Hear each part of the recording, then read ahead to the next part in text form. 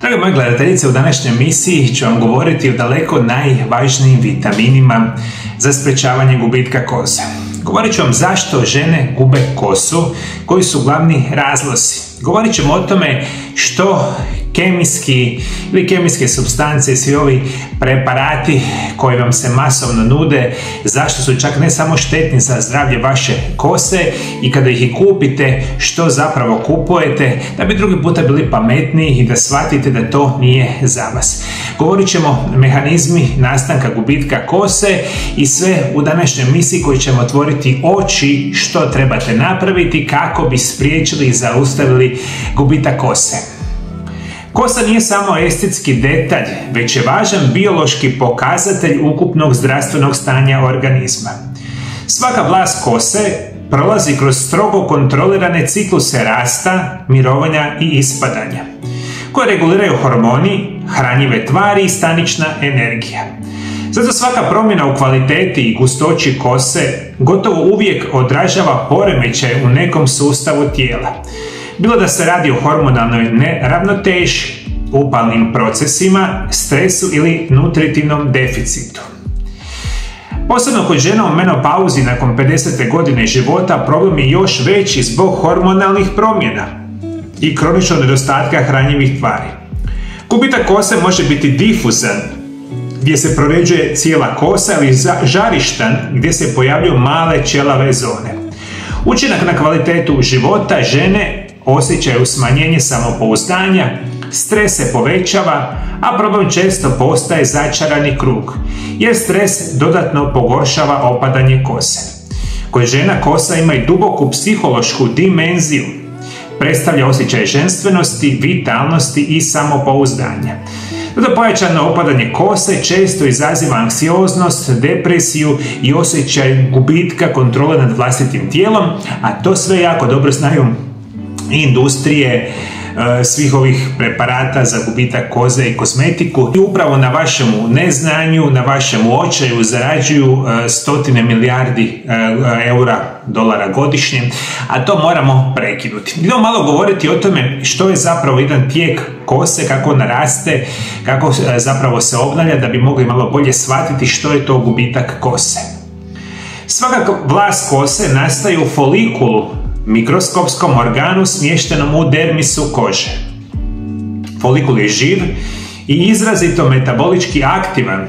Troši energiju, zahtjeva kisik, aminokiseline, vitamine, minerale i hormonalne signale, kako bi proizveo keratin, glavni građevinski protein kose. Zato rast kose ovisi o stabilnoj funkciji i zdravlju vlastišta i stalnoj opskrbi mikronutrijentima. A ciklus rasta kose sastoji se od 3 glavne faze. Prva faza se naziva anagena faza, to je aktivna faza rasta, koja traje 2 do 6 godina. Ovdje folikul neprekidno proizvodi novu vlas. Druga faza je katagena faza, to je prijelazno razdoblje od 2 do 3 tjedna u kojemu se rast usporava, a folikul smanjuje. A treća je telogena faza, odnosno faza mirovanja, u kojoj vlas opada, a novi ciklus započinje. Zdrava osoba ima oko 85 do 90% vlasi u anagenoj fazi, dok 10 do 15% miruje. I kada se taj omjer poremeti, primjerice kod stresa, hormonalnih poremećaja i nutritivnih nedostataka, dolazi do vidljivog proređivanja kose i to je u potpunosti jasno. Ono što želim reći, dakle, veliki broj vas žena zanima što je to zapravo normalno opadanje kose i kada mi možemo smatrati da je nešto u redu, a da je tu nastaje nekakav drugi poremećaj. Zato jako dobro slušajte ovaj dio emisije. Zašto gubim kosu i što je normalno? Mnoge žene se pitaju koliko je gubitak kose normalan i kada bi to trebalo biti alarmantno. A odgovor leži u razumijevanje ciklusa rasta kose i čimbenika koji utječu na zdravlje folikula. Zdrava osoba dnevno gubi oko 50 do 100 vlasi, što je prirodan ciklus rasta kose. Opadanje kose u ovom opsegu je potpuno normalno i ne treba izazvati zabrinutost. Dakle, normalan dio opadanja kose i rasta nove kose, to bi trebalo biti otprilike od 50 do 100 vlasti dnevno. Sve preko toga, to će se pokazati kao vidljivo razređivanje kose, može biti pokazati da nešto u našem tijelu nije adekvatno. Drugo će biti sezonsko opadanje. Kod mnogih žena primjetan je sezonski gubitak kose, često u jesen ili proljeće. Ovo je reakcija organizma na promjene u svjetlu, temperaturi i hormonalnim ritmovima. Iako može biti zabrinjavajuće, na prvi pogled radi se o privremenom prorjeđivanju kose koji se obično stabilizira kroz nekoliko tjedana. Treći uzrok će biti stres i emocionalni utjecaj. Stres kako fizički tako i emocionalni može potaknuti takozvani telogeni efluvi, stanje u kojemu veći broj folikula ulazi u fazu mirovanja istovremeno. I to rezultira nenadanim prorjeđivanjem kose, što je najčešće se primijeti 2 do 3 mjeseca nakon stresnog događaja ili bolesti, što je jako bitno za reći. I naravno da morate voditi računa da jedan od tih što nije zapravo u redu i zašto žene gube kosu, naravno bit će prije svega hormonalni poremećaj. Hormonalni poremećaj mogu biti za vrijeme trudnoće, što je potpunosti jasno, može biti za vrijeme ili poslije same menopauze kada žena puno češće gube kosu i naravno jedan od onih glavnih razloga zašto vi žene gubite samu kosu bit će problemi sa štitnjačom. Ali prije nego što nastavim sa današnjom emisijom dalje, moji dragi gledatelji, imam jednu veliku vijest, a to je da mi u mojoj ordinaciji odnedavno imamo mogućnosti prevesti bilo koju medicinsku dokumentaciju sa bilo kojeg jezika svijeta. I to vam znači svi koji ste bolesni i koji želite potražiti moju pomoć u smislu konzultacija i mojih programa prirodnih liječenja, pišite nam i šaljite nam vaše upite na brojeve telefona +385 98 91 79 200. Ovo je Mario Lab centar iz Zagreba u Hrvatskoj. I kontaktirajte nas putem Vibera, Whatsapp ili putem e-maila. Super, jednostavno uslikajte vaše medicinske nalaze i to nam lijepo pošaljete putem Vibera, Whatsappa ili e-maila i da ćemo mi prevesti sa bilo kojeg jezika svijeta, bilo koju medicinsku dokumentaciju i vaše upite. I onda ću ja na osnovu vaših potreba i vaših bolesti napraviti specijalan program prirodnog liječenja, zdravih životnih navika i ciljanih prirodnih lijekova.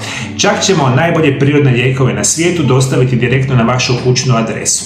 I onda ćete u prvi puta u životu liječiti vaše kronične bolesti kao što su bolesti srca, bolesti bubrega, bolesti jetre, bolesti lijeđa, koljena, kukova, bilo koju drugu kroničnu bolest na potpuno prirodan i siguran način. Imam 26 godina, radimo sa cijelim svijetom i svi vi od Sjeverne Amerike, Australije, Europe, Južne Amerike, Azije, čak i Afrike imamo pacijente, slobodno zovite nas, kontaktirajte, slikajte vaše nalaze, pošaljite mi i mi ćemo se vama lijepo javiti. Krećemo dalje sa današnjom emisijom o znanju o samoj kosi. Možemo reći da ozbiljni problemi su alopecija ili druge bolesti. Ako kosa opada u žilama, žarištima ili se postupno prorjeđuje po cijelom vlastištu, može biti riječ o alopeciji areati ili drugim autoimunim metaboličkim poremećajima. Alopecija areata je imunološki sustav u tom trenutku napada folikule tlake, uzrokujući žarišne ćelave mrlje.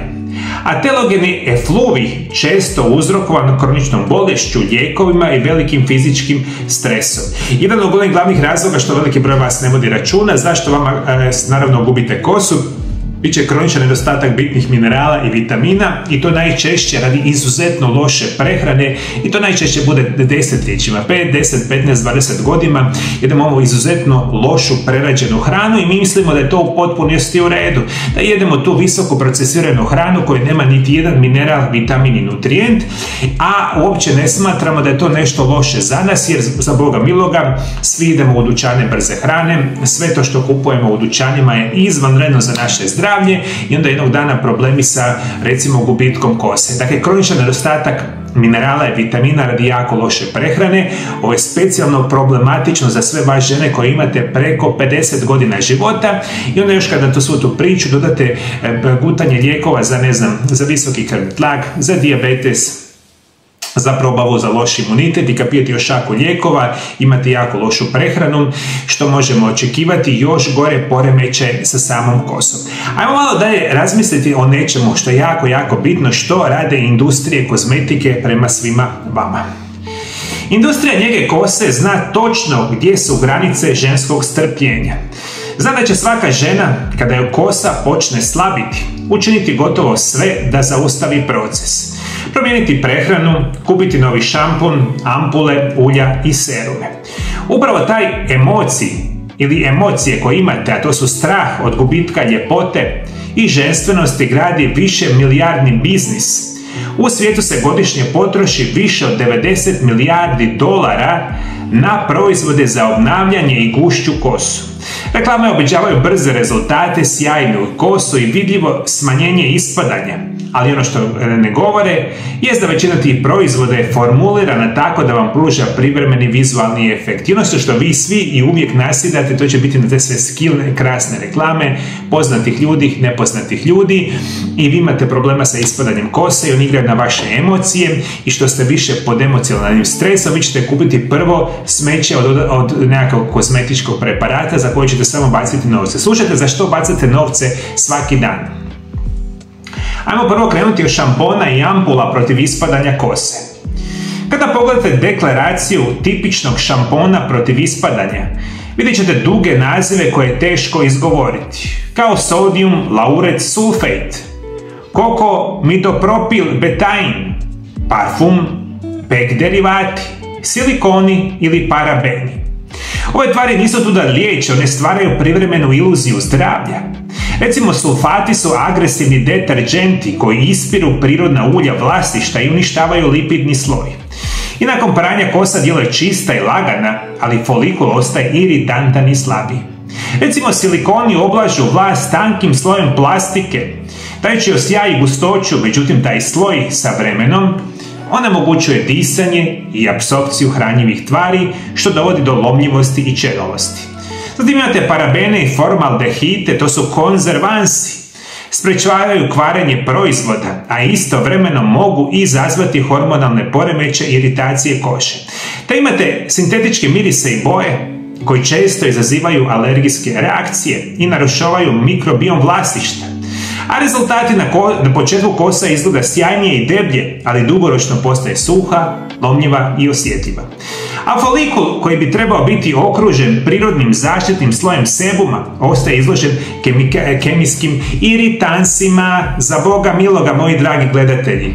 Samo treba, i to uopće nije bitno da on košta ovoliko malo ili košta, ne znam, 100 eura. Sve to ista kemikalije što vam više prodaju, to je, i za Boga miloga, da išta od tih šampona, ampula djeluje, onda nitko ne bi bio ćelav.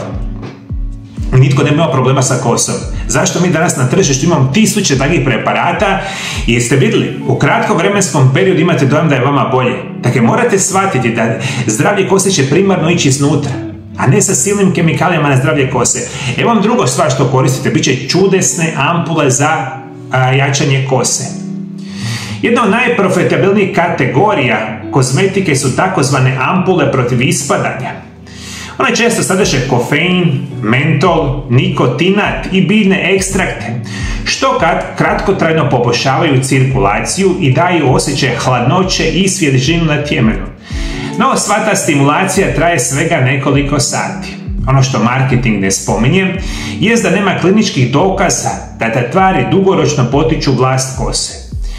Često se radi o placebo efektu, dok pravi manjak ili pravi uzrok je manjak nutrijenata, hormonska neravnoteža i stres ostaje netaknut. A neke ampule sadrže u sebi minoksidil, aktivnu tvar koja prvotno je razvijena kao lijek za visoki krvni tlak.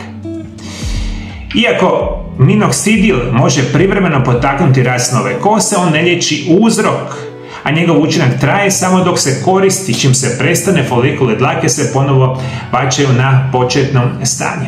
Kozmetička industrija se temelji na ponavljanju kupovine. Proizvod mora djelovati dovoljno da kupac vjeruje da je na dobrom putu, a ne toliko da prestane kupovati. Zato su mnogi proizvodi formulirani da maskiraju problem umjesto da ga riješe. Dodaju sjaj, povećavaju volumen, a zapravo iscrpljuju vlastište i prirodnu obranu vaše kože. I to je to, moji dragi gledatelji. Ne postoji šampon, ne postoji krema, ne postoji tableta, ne postoji gel što će vama potaknuti rast kose. I to sve industrije znaju. Pa jel vidite što sam malo prije rekao? Godišnje i uskoro će biti preko 100 milijardi dolara se potroši na samo kozmetiku gubitka ili vraćanja zdravlja kose. Ajmo biti malo pametni, biti malo svjesni. Ajmo malo, dakle, htio mi reći, dakle, moramo se vratiti prirodi. I bilo kakav gubitak kose, osim koji je temeljni genetski, i kod nas žene, recimo, to još, kod nas muškaraca je to malo zapravo puno teže nakon 50. godine, ali vi žene, dakle, mi prvo moramo pronaći što je uzrok gubitka kose. Je li to stres, je li to depresija, je li to loša prehrana, je li to kroničan nedostatak minerala, vitamina, je li to bolesna štitnjača?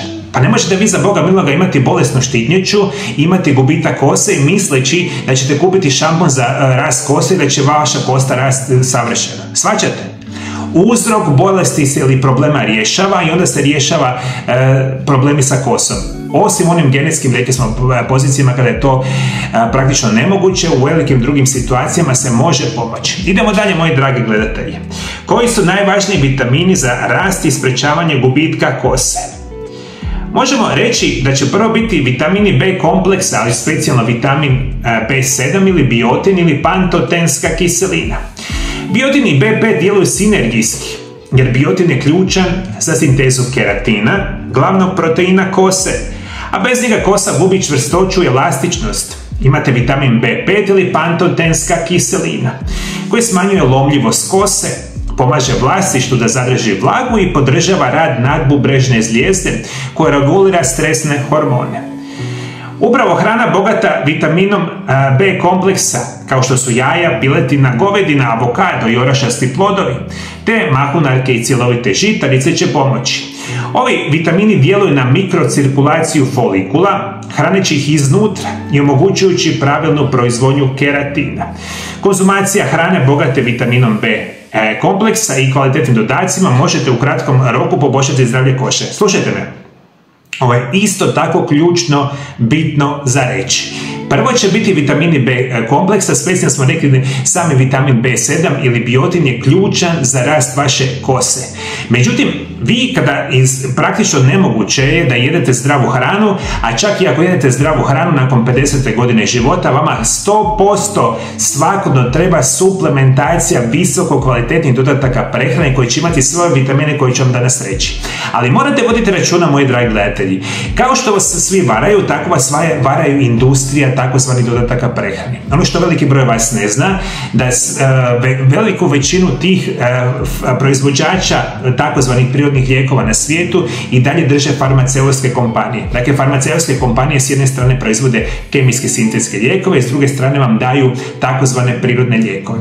Ono što vi ne znate, da uzimajući loše kvalitete dodatke prehrane, kao što će biti vitamin B kompleksa i ostale vitamine, i kada ih uzimate dugi vremenski period, specijalno sintetske vitamine, oni vama rapidno mogu pogoršati vaše zdravlje. I ne samo zdravlje vaše kose, nego čak hrpa tih sintetskih vitamina i minerala koji su jako loši i onda ih uzimate dugi vremenski period, mogu uzrokovati srčani udar i moždani udar i čak rakove raznih vrsta i slično. O tome sam već pričao na mom kanalu, uskoro dolazi jedan dugačak video o sintetskim vitaminima koji rapidno pogoršavaju vaše zdravlje. Zato budite pametni, kupujte visoko kvalitetne 100% organske dodatke prehrane. Idemo dalje, moji dragi gledatelji. Osim vitamina B kompleksa, specijalno samoga biotina, vama u svakodnevno prehrani ili kao dodaci prehranima apsolutno treba vitamin C za zdravlje vaše kose. Vitamin C je ključan za zdravlje kose jer štiti folikule od oksidativnog stresa uzrokovanim slobodnim radikalima.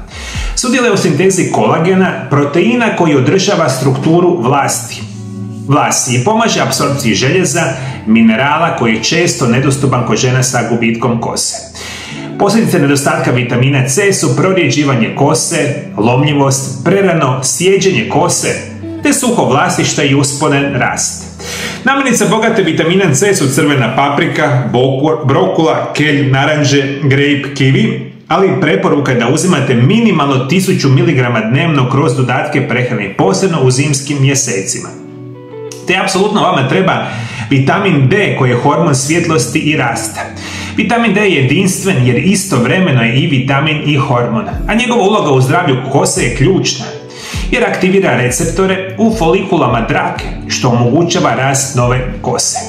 Regulacija imunološkog sustava, čime se smanjuje autoimuni napad na folikule, što je često uzrok alopecije i potiče diferencijaciju stanica i uključujući keratin i stanice folikula.